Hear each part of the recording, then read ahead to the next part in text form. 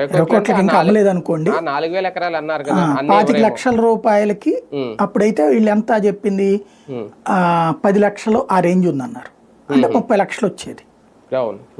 కాబట్టి వాళ్ళకి నీకు 30 ఏంటబ్బా కోటి రూపాయలు వస్తుంది నీకు అని వాళ్ళని కన్విన్స్ చేశారు.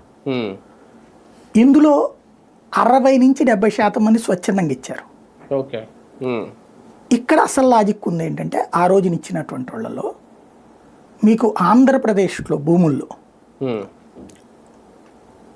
100కి 70% కౌలే. 100కి 70% కౌలే.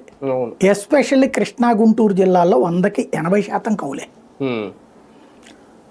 వీళ్ళు ఆల్రెడీ ఒకప్పుడు వీళ్ళ పిల్లల్ని బాగా చదివించి నిదానంగా విదేశాల్లో వెల్సెటిల్ చేసేసి వీళ్ళు హైదరాబాదుల్లోనూ ప్రధాన నగరాల్లోనే నివాసం ఉంటున్నారు. వాళ్ళు ఇక్కడ కౌలుకి ఇచ్చేవాళ్ళు.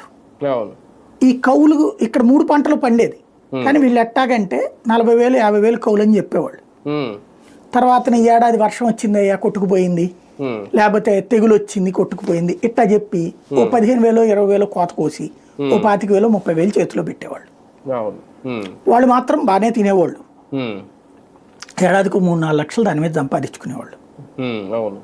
కొంతమంది నిజాయితీగా 40,000 50,000 ఇచ్చిన వాళ్ళు కూడా ఉన్నారు.